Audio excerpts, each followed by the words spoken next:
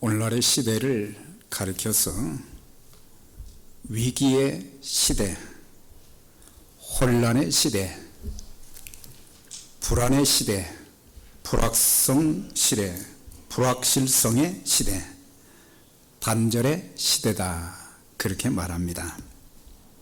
한마디로 세상이 병들었다고 하는 것입니다. 오늘의 시대가 병들었다고 하는 것입니다. 우리가 살고 있는 지구가 환경오염, 대기오염, 수질오염, 토양오염 등으로 병들어 가고 있습니다. 하나님의 형상대로 지음받은 인간들이 병들었습니다. 하나님께서 세워주신 행복한 가정이 되어야 되는데 가정이 병들고 사회와 국가가 병들어 가고 있습니다. 병들었기 때문에 고통스럽고 참 불안합니다. 문제는 왜 병에 걸렸는지 그 원인을 바로 알아야 고침을 받을 것인데 원인이 무엇인지 원인조차도 모른다고 하는 것입니다. 오늘 우리가 함께 봉독한 이 말씀은, 본문은 그런 문제를 해결하는 것에 바른 정답을 우리에게 알려주고 있습니다.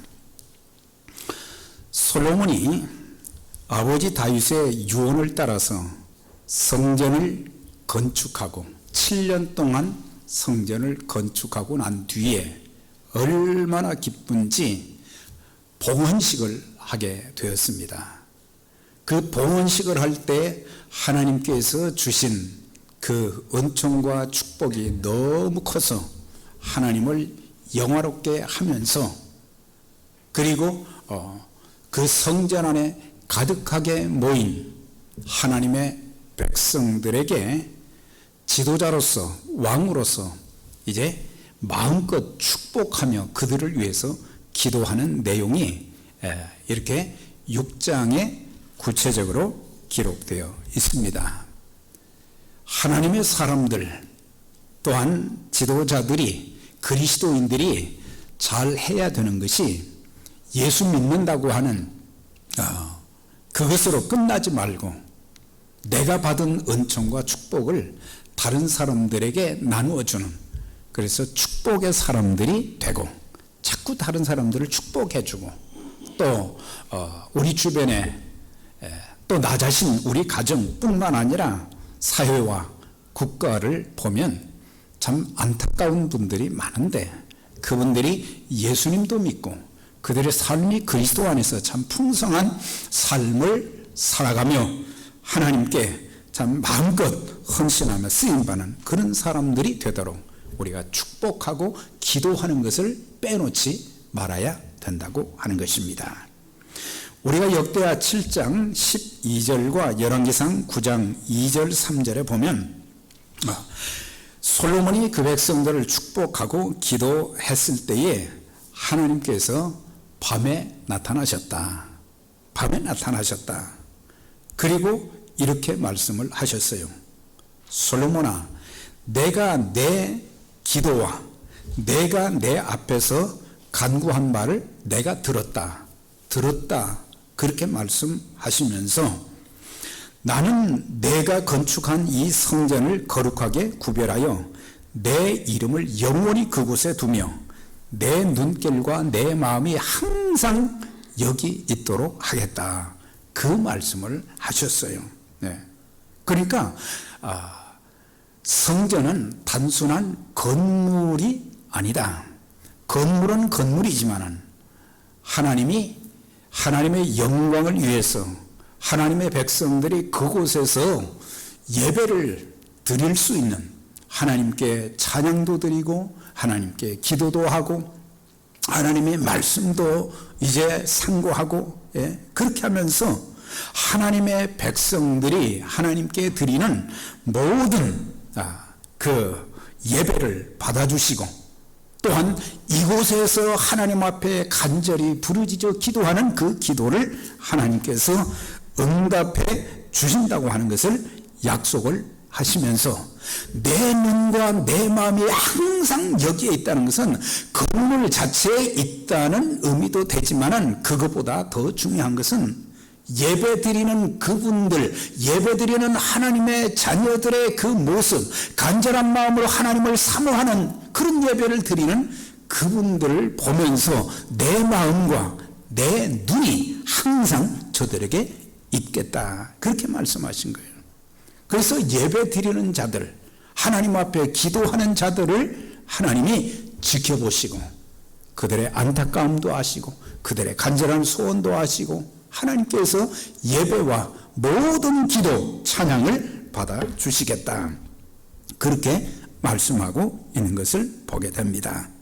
우리가 이제 주일날도 수요일날도 새벽에도 예배를 드리지만은, 우리가 예배당에서 드리는 예배를 하나님이 기뻐 받아주시고, 드리는 모든 간절한 기도에 응답해 주시는 복된 역사가 계속해서 일어나기를 주의 이름으로 축원합니다. 자, 그런데 주님께서, 하나님께서 이런 말씀을 해 주셨어요. 예. 내가 항상 내 마음과 눈이 이곳을 향하겠다고 말씀하시면서 중요한 것을 13절에 말씀을 해 주셨어요. 혹시라도 내가 하늘 문을 닫고 비를 내리지 않거나, 혹 메뚜기 떼들이 와서 토산을 먹게 하거나, 혹 전염병이 내 백성 가운데 유행하게 될 때에 어떻게 해야 되는가를 말씀을 해 주신 거예요. 네. 이스라엘의 역사를 살펴보면요, 하늘문이 닫힌 그런 시대가 오래도록 계속이 되었습니다. 열심히 땀을 흘려가면서 농사를 짓고 수고를 했는데, 메뚜기 떼들이 와가지고 다 익은 곡식을 다 갉아먹어 버려서 백성들이 먹고 살 양식이 없게 되었어요. 또한 질병이 얼마나 많이 생기는지, 의술도 발전하지 않았는데 그때 당시에 질병으로 죽어가는 사람들이 너무 많았는데, 물론 이것은 모든 시대마다 있어진 것이지만 특별히 하나님께서 말씀하신 것이 뭐냐? 왜 하나님께서 하늘문을 다시 닫으셨을까? 왜 하나님께서 메뚜기 떼들을 허락해 주셨을까? 왜 질병들이 창궐해서 그 많은 사람들이 죽임을 당하는 일들이 있게 되었을까? 사람들은 이런 것들을 뭐라고 얘기하느냐? 자연재앙이다, 그냥 일어난 일일 뿐이다. 그렇지만은, 그러나 우리가 성경을 읽어보면, 구약의 역사를 잘 살펴보면 이 세 가지 내용은, 그러니까 하늘문을 닫았다는 것은 비가 오지 않는다는 거죠. 농사를 지으려면 이른 비가 있어야 되고 늦은 비가 있어야 되거든요. 이른 비는 파종할 때, 늦은 비는 곡식이 연글 때 비가 와야 충실한 곡식이 되는데, 하늘문을 닫았다는 것은 비가 오지 않는다고 하는 거예요. 네. 다시 말하면 기근, 흉년이 계속된다고 하는 거예요. 기근과 흉년, 이것은 하나님의 심판의 징계의 도구로 많이 자주 사용되었어요. 메뚜기 떼들이 와서 농사 지은 것을 다 갉아먹었다는 것은, 우리가 참 일주일을 살면서 얼마나 힘들게 일을 했습니까? 그런데 다른 것들로 인해서 내가 먹어야 될, 우리 가족들이 먹어야 될, 우리가 살아가는데 필요한 모든 것을 공급받아야 되는데, 이걸 다른 데 다 빠져나가는 거예요. 메뚜기 떼들이 와서 다 먹어버렸다고 하는 거예요. 전염병으로 수많은 사람들이 죽게 된 것, 이 세 가지의 재앙은 뭐냐? 왜 일어나게 되었느냐? 그것은 죄 때문이라고 하는 거예요.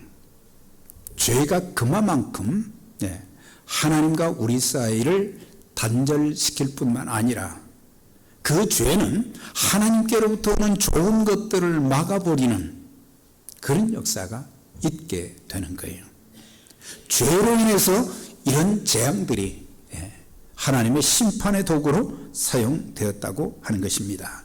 그래서 그 말씀을 하시면서 너희가 죄 때문이라는 것을 알고 그것을 회개하고 하나님 앞에 돌아오게 되면 내가 그 땅을 고쳐 주실 것이다. 그러니까 하늘문도 열어주시고 그 다음에 메뚜기 재앙도 막아주시고 또한 질병도 없게 해주시고 그래서 우리는 죄 문제가 해결되어지고 하나님과의 바른 관계가 되어지게 될 때에 이제 하나님의 축복, 이것은 재앙이요 심판의 도구지만은 이걸 거꾸로 보게 되면, 다른 면으로 보게 되면 우리는 하늘문이 열린 그런 삶, 죄 가운데서 해방되어지고 하나님의 말씀 앞에 순종하고 그러면은 하늘문이 열려진다. 여러분들의 삶 속에 하늘문을 활짝 열어주시기를 주의 이름으로 축원합니다. 메뚜기 떼들이 근접하지 못하도록 세상의 약한 것들이 우리의 모든 소중한 것들을 빼앗아가지 않도록, 또한 질병의 세력이 틈타지 않고 하나님이 건강을 지켜주시는 이런 역사가 평생 계속되기를 주의 이름으로 축원합니다. 자, 그런데 오늘 11절에서 16절까지의 그 배경 중에 가장 핵심되는 말씀이 14절에 있는 말씀입니다. 14절. 이 14절의 말씀은 미국의 역대 대통령들이 대통령 취임식을 할 때 그때 이제 성경에다 손을 얹고 서약을 하잖아요. 근데 성경에 손을 얹고 서약만 하는 것이 아니고 손을 얹은 상태에서 성경의 말씀 한두 구절을 꼭 낭송을 하게 됩니다. 그런데 지금까지 역대 대통령 중에 가장 많은 수가 역대하 7장 14절의 말씀을 낭송을 했다고 하는 거예요. 지도자로서, 나라를 책임지는 지도자로서 하나님의 백성들이 범죄하지 않고 하나님을 섬기면서 그들이 축복받는 삶을 살도록 이끄는 게 참된 지도자요, 하나님 말씀에 순복해서 하나님의 축복을 받게 하는 것이 참된 영적 지도자뿐만 아니라 정치 지도자도 그런 사람들이 되어져야 된다는 것을 우리에게 가르쳐 주는데, 여기 보면 몇 가지를 이제 하나씩 상고하겠는데, 첫째로 14절에 보세요. 내 이름으로 일컫는 내 백성이, 이건 하나님께서 솔로몬의 기도에 응답하시면서 약속해 주신 말씀이에요. 내 이름으로 일컫는 내 백성이라. 그러니까는 솔로몬 시대뿐만 아니라 계속해서 이스라엘 역사 속에서 하나님의 선택을 받은 백성들이었지만 그들은 하나님을 거역했어요. 하나님 말씀은 불순종했어요. 오히려 도덕적으로 부패하고 타락하고 하나님의 영광을 가리웠어요. 이런 정도면 하나님이 내치실만 한데, 하나님은 그 백성들을 선택하신 하나님께서 그들을 절대로 버리지 아니하신 거예요. 아까 인사를 나눌 때 당신은 존귀하고 보배롭고 사랑받은 존재입니다, 인사했잖아요. 사람들은 나를 볼 때에 형편없는 그런 존재로 취급을 할 때가 있지만 하나님은 그렇지 않다고 하는 거예요. 너는 존귀한 존재다. 왜? 예수 믿고 구원받은 하나님의 자녀이기 때문에 존귀하고 보배롭다. 보배롭다고 하는 거예요. 보배는 얼마나 귀한 것입니까? 존귀하고 내가 너를 사랑하였다. 이사야 43장에 있는 말씀이에요. 내가 너를 사랑하였다. 예. 하나님의 그 사랑, 끝이 없는 그 사랑, 예. 하나님의 마음을 그렇게 아프게 하고, 예. 하나님의 영광도 가려고 하나님의 백성답게 살지 못하는 그들을 보면서도 하나님의 축복을 받아야 되는데도 축복을 받지 못하고 심판받고 징계받고 채찍을 맞는 그 백성들을 향해서 하시는 말씀이 바로 보배롭고 존귀하게 여기며 사랑하였다. 여기서도 내 이름으로 일컫는 내 백성이라 그렇게 말씀하고 있습니다. 네. 오늘 영적인 이스라엘인 그리스도인들 모두에게도 하나님께서는 때로는 하나님 마음 많이 아프게 하고 하나님 뜻대로 살지 못하고 하나님 제대로 섬기지도 않고 예배하지도 못하고 세상에서 빛과 소금이 되지도 못하고 덕을 세우지도 못하고 사람들을 감동시키지도 못하고, 네, 그래도 네, 하나님은 끊임없이 너는 내 자녀다, 내 사랑하는 자녀다, 그렇게 말씀하시는 거예요. 네.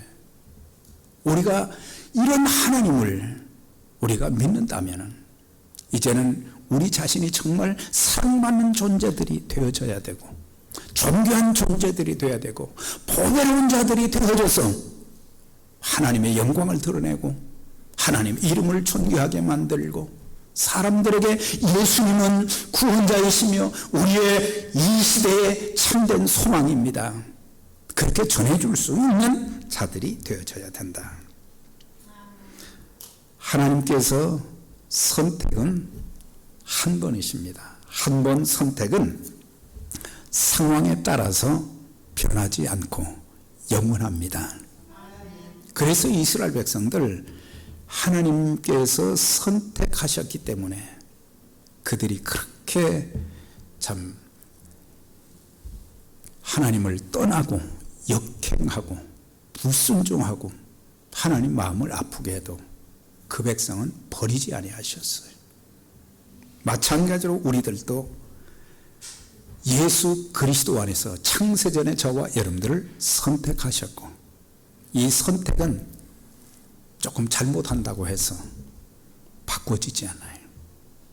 그런데 사람들은 하나님이 잘못하면 그때그때 매를 대시면 정신 차릴 건데 하나님이 오래 참아주시니까 아 이렇게 살아도 되네? 이렇게 죄 지어도 뭐 별 문제 안 생기네? 그러면 안 되는 거죠. 하나님의 사랑을 배반하는 것이 되는 거예요. 하나님은 그분께서 택한 자녀들을 절대 버리지 아니하시고 지켜주시며 평생 인도해 주십니다. 내가 너와 함께하며 내가 어디로 가든지 너를 지키며 내가 이 땅으로 돌아올 때까지 내가 너를 떠나거나 버리지 아니하실 것이다. 그렇게 약속하셨어요. 야곱에게 약속하셨는데 하나님은 그 약속을 그대로 다 지키셨잖아요. 하나님의 약속, 한 번 하신 약속은 절대 그 약속을 배반하지 않고 그대로 아브라함에게 하셨던 언약이 이삭과 야곱과 요셉에게, 그리고 모세에게, 여호수아에게, 다윗에게 계속해서 그 약속이 유효하게 이루어진 것을 보게 됩니다. 하나님의 백성들인데 하나님의 백성들답게 살지 못하는 거예요. 악한 길에서 떠나면 이제 하나님께서 그 땅을 고쳐주시기를 원하시고 그 일생을 그의 인생을 새롭게 만들어 주시기를 원하면서 악한 길에서 좀 떠나라 그랬어요. 악한 길이 뭐겠어요? 죄지요. 어떤 죄들입니까? 하나님 대신 우상숭배, 하나님보다 더 사랑하는 것, 그게 죄예요. 사단의 노예가 되어서 말씀에 불순종하여 사는 것, 마음속에 가득한 탐욕과 시기와 살인과 분쟁과 시기와 비방과 중상모략, 교만과 자랑과 무자비한 마음이 이렇게 가득한 우리들의 모습, 세상 사람들의 모습이기도 하지만 예수 믿는다고 하면서 우리의 마음속에 하나님의 영으로 가득 차고 하나님의 성령의 열매들이 우리의 가슴에, 우리의 마음에 가득 차야 되는데 죄로 가득 차 있단 말이에요.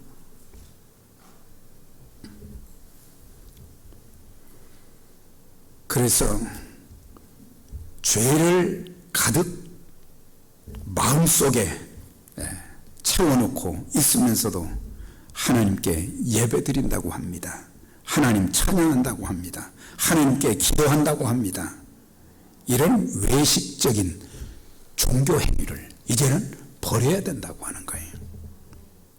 나의 낮은 모습을 성찰하면 내가 얼마나 큰 죄인인가. 나를 모르니까 내가 괜찮은 사람처럼 생각될 때가 많거든요. 내가 목사인데, 그런데 하나님 앞에 서게 되면 이사야 선지자의 그런 고백처럼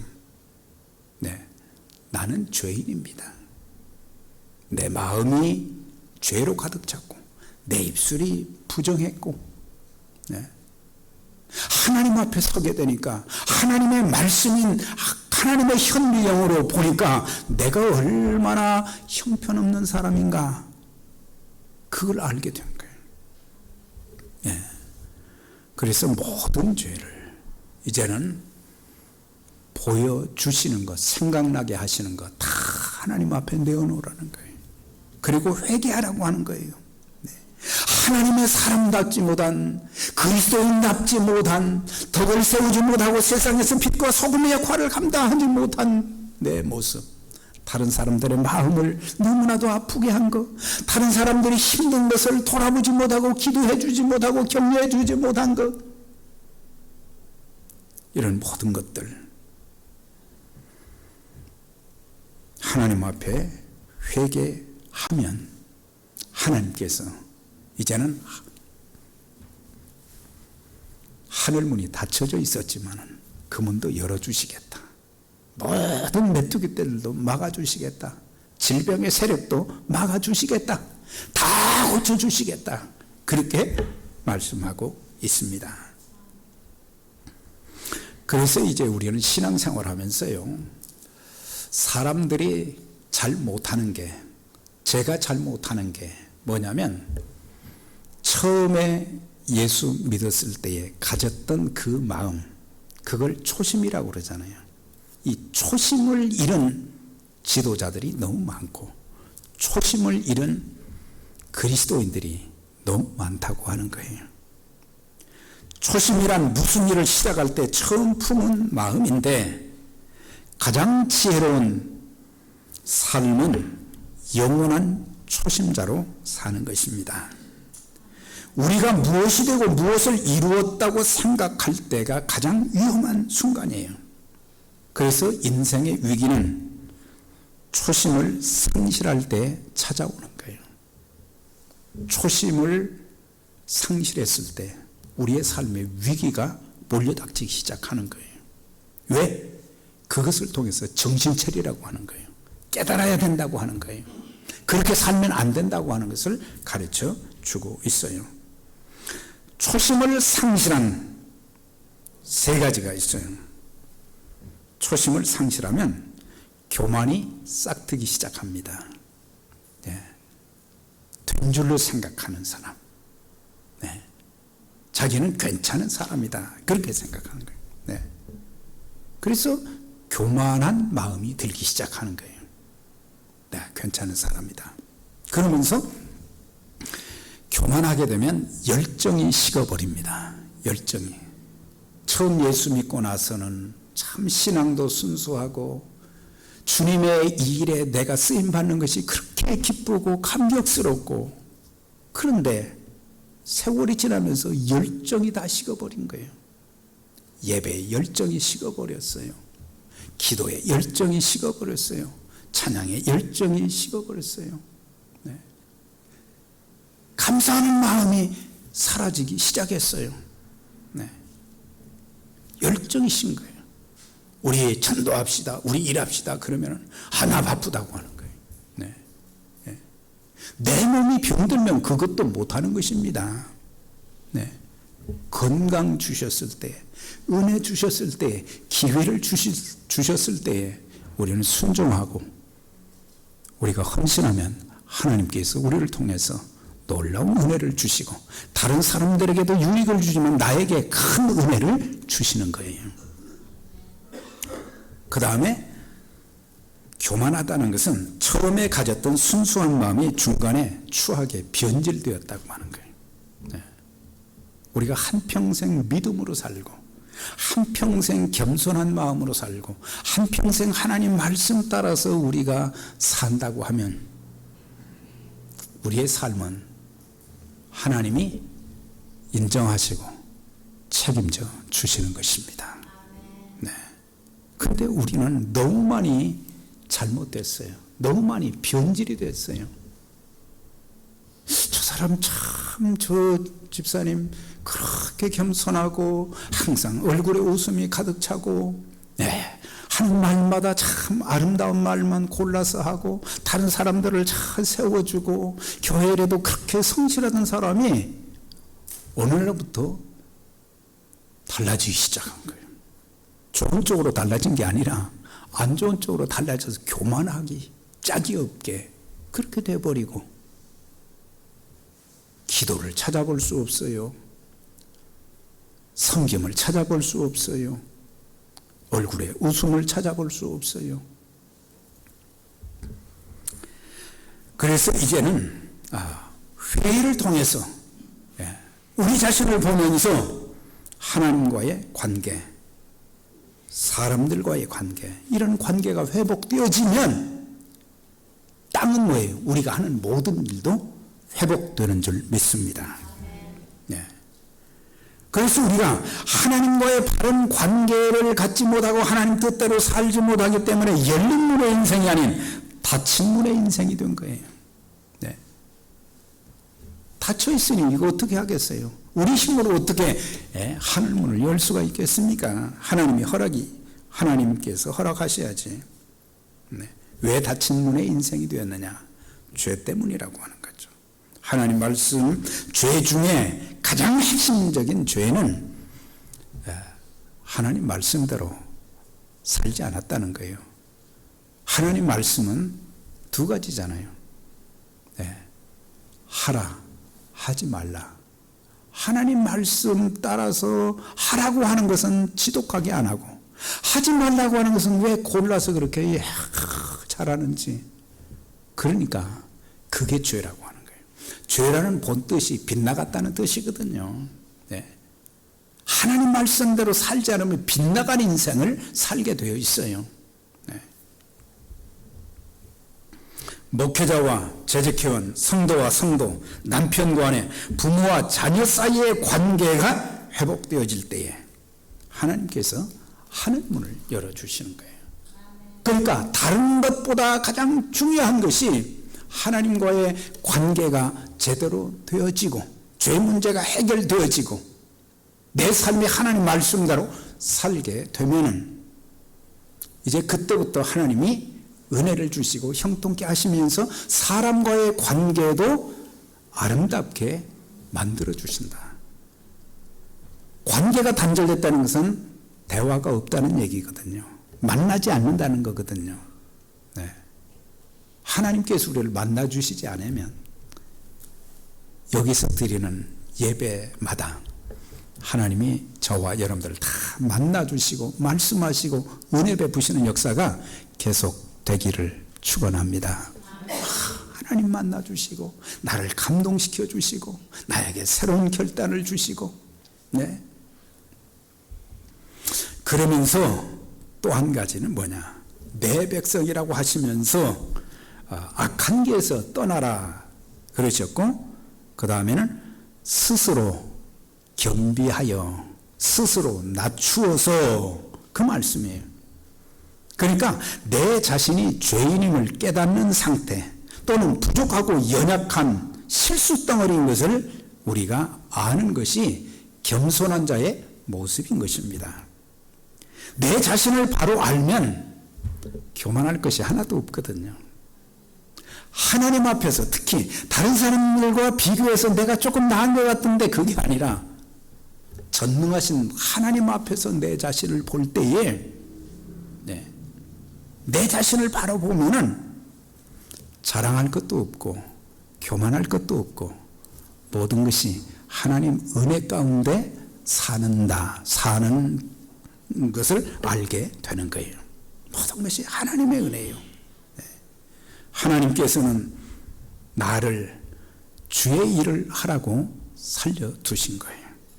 주의 일을 위해서 건강을 주신 거예요.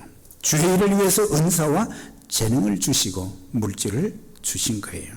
그래서 우리는 절대 하나님 앞에서 교만한 사람은 어떻게 할 수가 없는 사람이에요. 하나님은 교만한 자를 물리치시고 겸손한 자에게 은혜를 주신다고 하셨어요. 그래서 우리는 좀 겸손해야 된다고 하는 거죠. 사람들의 교만이 어떤 교만인지 아십니까? 지적인 교만이 있어요. 조금 알면 굉장히 똑똑한 것처럼. 권력의 교만도 있어요. 사람이 권력을 잡으면요, 그 권력을 정도로 사용하지 못하고 남용을 하게 되는 거예요. 도덕적인 교만이 있어요. 나는 좀 깨끗한 사람이다 그러는데 사람들 앞에서는 그럴지 모르지만 하나님 앞에서는 부정한 것이 많고 부족한 것이 참 많은 우리들이에요. 물질적인 교만, 돈 좀 있으면은 그때부터 또 사람들을 무시하죠. 교만하죠. 또 직분의 교만도 있어요. 여러분들 이 모든 것들, 하나님이 주신 귀한 것들, 하나님의 일을 하라고 주셨는데 이런 것들을 남용하게 되면 그때부터 하나님을 대적하는, 하나님께서 버리시는 그런 사람들이 될 수밖에 없는 거예요. 절대 지적인 교만, 지적으로도 겸손하고 힘이 있어도 하나님이 주셨다 그렇게 받아들이고 교만하지 말고, 직분도 뭐예요? 사람 살리는 일에 우리 직분이 사용돼야 돼요. 자, 그 다음에 이제 보면은 또 주신 말씀이에요.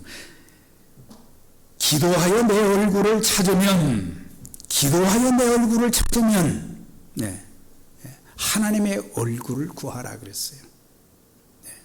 하나님의 얼굴을 구한다는 것은 하나님의 얼굴이 그렇다는 게 아니죠. 우리와 같다는 게 아니죠.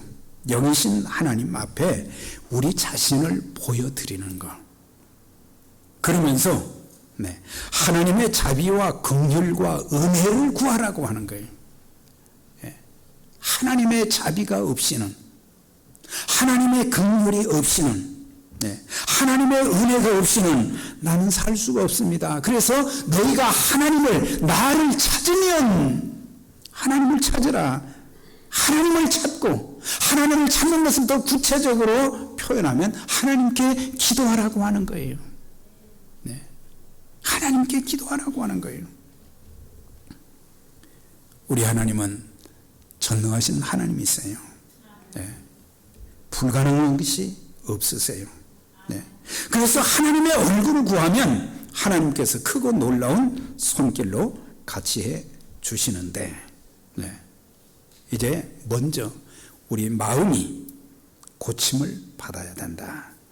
하나님도 사람도 믿지 못하는 의심하는 그런 병들, 매사에 긍정적이지 못하고 부정한 마음을 가진 것, 부정직한 마음, 감사보다는 원망과 불평으로 가득 찬 그런 마음이 고침을 받아야 된다. 또한 가정이 고침을 받아야 되는데, 우리의 가정이 은혜가 충만한 가정이 되어야 하는데, 더 이상 가정이 행복하지 못하다고 하는 것은 천국의 모습이 아니라 이건 지옥의 모습을 보는 것이 되는 것입니다. 남편과 아내의 모난 성격도, 부모의 모난 성격도, 잘못된 습관도, 언행도 다 고침을 받아야 돼요. 그래서 악한 길에서 떠나서 그리고 스스로 겸비하여 하나님의 얼굴을 기도하면서 구하게 되면 하나님이 고쳐주신다. 여러분도 고침받고 여러분들의 자녀들도 다 고침받게 되기를 축원합니다. 하나님이 고쳐주십니다. 하나님 고쳐주시는 거예요. 교회가 고침을 받아야 돼요. 하나님의 은총과 축복은 교회를 통해서 세상으로 흘러가게 만들어 주신 거예요. 그래서 교회가 복을 받아야 되고, 교회가 바로 서야 되고, 교회가 하나님의 영광을 드러내고, 이 교회가 하나님께서 주신 은혜가 충만해서 이제 그것이 흘러넘쳐서 가정으로, 직장으로, 사회로 흘러나가서 세상을 아름답게 만드는 그런 역할을 교회가 해야 되는 것입니다. 사랑하는 여러분, 우리가 하나님께 우리가 기도하면 성령의 충만함도 주시고 경건의 능력도 주시는 것입니다. 우리의 삶은 영적인 전쟁입니다. 우리가 기도 없이 악한 마귀를 대적해서 이길 수도 없고, 우리는 세상을 대적해서 세상을 이길 수가 없어요. 마귀 앞에 무릎 꿇고 세상 앞에 무릎 꿇고, 그러지 말고 영적 전쟁에서 승리해서 하나님 뜻을 이루는 자들이 되어져야 될 것입니다. 이제 우리 모두가 역대하 7장 11절에서 16절 중에 14절 말씀을 평생 신앙의 좌우명으로, 삶의 좌우명으로 삼고 이 말씀대로 행하는 가운데 하늘 문을 열어주시고, 여러분들 고침받아야 될 모든 것들이 고침받고, 그렇게 해서 하나님의 자녀다운 아름다움을 세상에 전하면서 하나님 나라 확장을 위해서도 귀하게 쓰임받는 저와 여러분들이 다 되시기를 주의 이름으로 축원합니다. 전능하신 하나님 감사합니다. 오늘도 저희들 참으로 하나님의 영광이 충만하고 주의 눈과 주의 마음이 이곳을 향하여 있게 하신다는 그 말씀 앞에 저희들이 예배를 드리며 또한 주신 말씀을 저희들이 상고하고 이제 그 말씀을 받아싸운데, 하나님 아버지, 이제 닫혀진 인생 되지 않게 해 주옵소서. 메뚜기 떼들이 우리의 수고한 모든 것을 빼앗아가는 그런 일이 없게 하여 주시고, 질병의 셀들이 근접하지 못하게 해 주시고, 하늘문이 활짝 열려지고, 이제 우리의 삶의 모든 병든 것들이 고침받는 역사 있게 하여 주옵소서. 건강한 신앙 되게 하여 주옵소서. 건강한 가정 되게 하여 주옵소서. 건강한 교회 되게 하여 주옵소서. 하나님, 하나님의 교회를 사용해 주셔서 세상에서도 참으로 하나님의 놀라우신 참 은총을 증거하고 빛과 소금이 되어서 영혼들을 바로 인도하고 하나님 나라 사역에 귀하게 쓰임받는 복된 교회로 함께해 주옵소서. 우리의 죄 용서함뿐만 아니라 우리가 하나님 앞에 겸손함으로 기도할 때마다 하나님께서 우리의 기도에 응답해 주시고, 하나님께서 우리의 인생을, 우리의 가정을 변화시켜 주시고 새롭게 하시는 귀한 역사가 있게 하여 주시옵소서. 하나님 앞에 평생 아름답게 쓰임받는 귀한 믿음의 가정들, 교회가 되게 하여 주시옵기만 바라옵고, 존귀하신 예수님의 이름으로 기도드리옵나이다. 아멘.